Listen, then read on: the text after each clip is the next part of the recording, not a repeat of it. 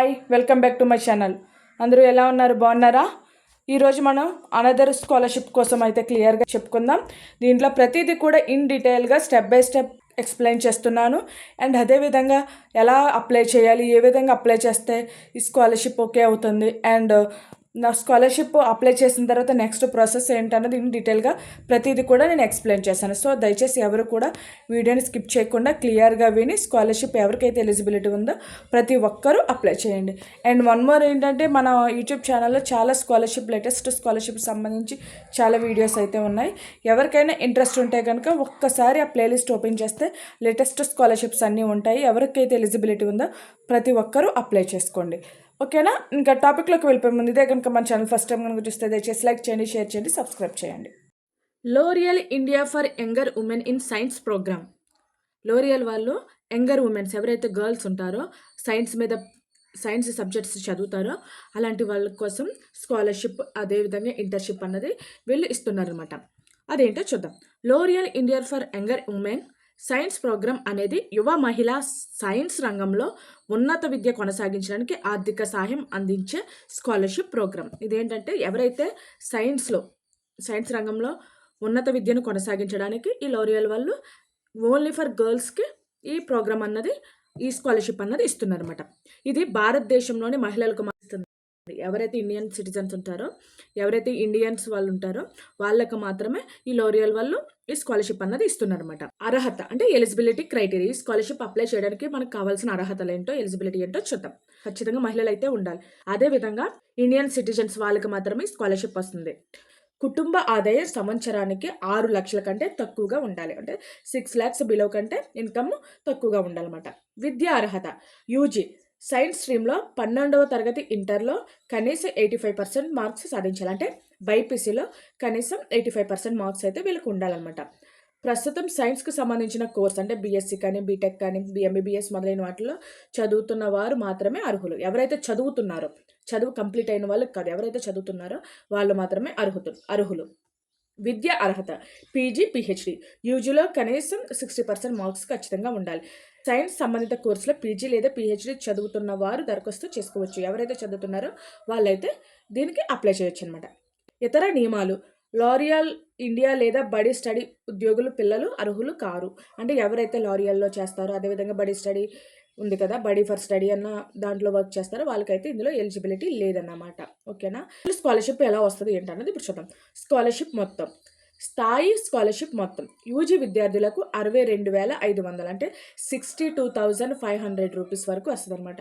అదే PG, PhD విద్యార్థులకి అయితే 1 lakh అంటే 1,00,000 వరకు స్కాలర్షిప్ అయితే వీళ్ళు ఇస్తారనమాట. ఈ స్కాలర్షిప్ డబ్బు ట్యూషన్ ఫీజులకి, పుస్తకాలకి, ల్యాబ్, హాస్టల్స్, ఇతర ఖర్చులు వాడుకోవడానికి ఈ స్కాలర్షిప్ అన్నది వాళ్ళు ఇస్తున్నారన్నమాట. దానికి మనం యూజ్ చేసుకోవాలి. ఓకేనా? Important dates. దరఖాస్తు ప్రారంభం 2025 అక్టోబర్లో ప్రారంభమైంది. ఇది చివరి తేదీ 3 నవంబర్ 2025 అంటే నెక్స్ట్ మంత్ 3rd వరకు మనకైతే ఉంది. లాస్ట్ డేట్ వరకు అయితే వెయిట్ చేయకండి. ఎంతవరకు ఎలిజిబిలిటీ ఉందో వాళ్ళందరూ కూడా ముందుగానే అప్లై చేసుకోండి. లాస్ట్ టైంలో కొన్ని టైంలో సర్వర్ అవ్వకపోవచ్చు, లేదా అప్లికేషన్ సరిగ్గా డౌన్లోడ్ అవ్వకపోవచ్చు, అప్లోడ్ అవ్వకపోవచ్చు. లాస్ట్ టైం వరకు ఎవరు వెయిట్ చేయకండి. ఎవరికైతే అవకాశం ఉందో వాళ్ళందరూ ప్రతి ఒక్కరు కూడా ముందుగానే ఎర్లీగానే అప్లై చేసుకోండి. ఓకేనా? దరఖాస్తు చేసే విధానం, హౌ టు అప్లై, ఎలా అప్లై చేయాలనేది స్టెప్ బై స్టెప్ ప్రాసెస్ క్లియర్గా ఎక్స్ప్లెయిన్ చేస్తాను. సో దయచేసి ఎవరు కూడా వీడియోని స్కిప్ చేయకుండా క్లియర్గా అర్థం చేసుకోండి. స్టెప్ 1 అధికారిక వెబ్సైట్కి వెళ్ళండి. నేను డిస్క్రిప్షన్లో లింక్స్ ఇస్తాను.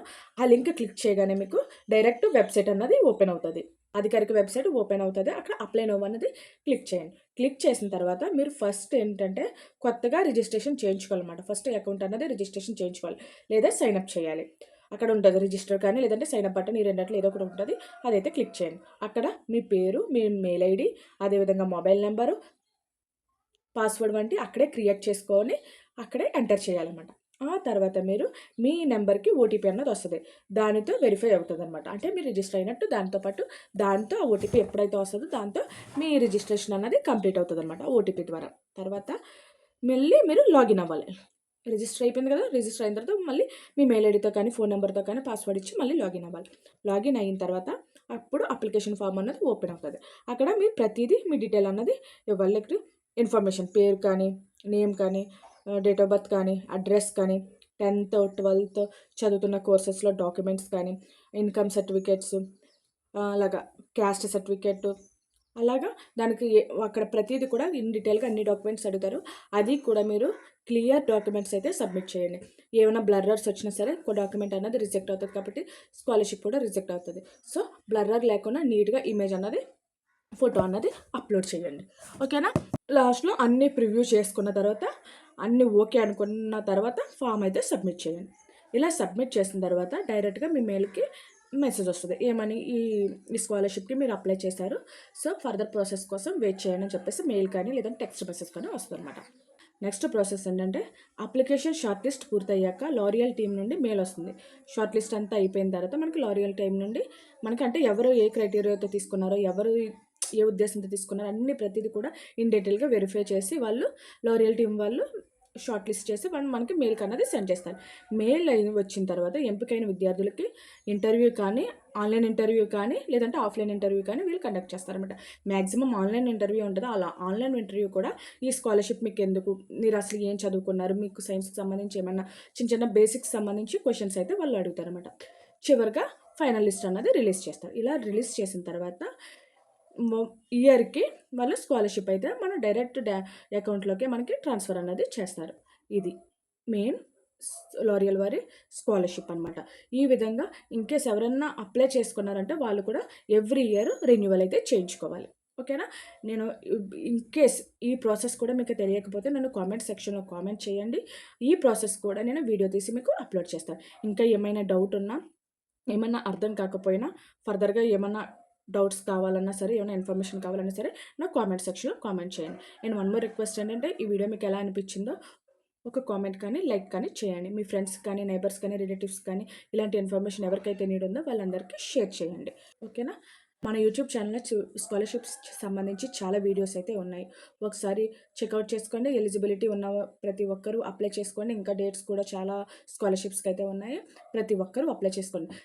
నెక్స్ట్ వీడియోలో మరొక స్కాలర్షిప్తో మీ ముందుకు వస్తాను. Thank you.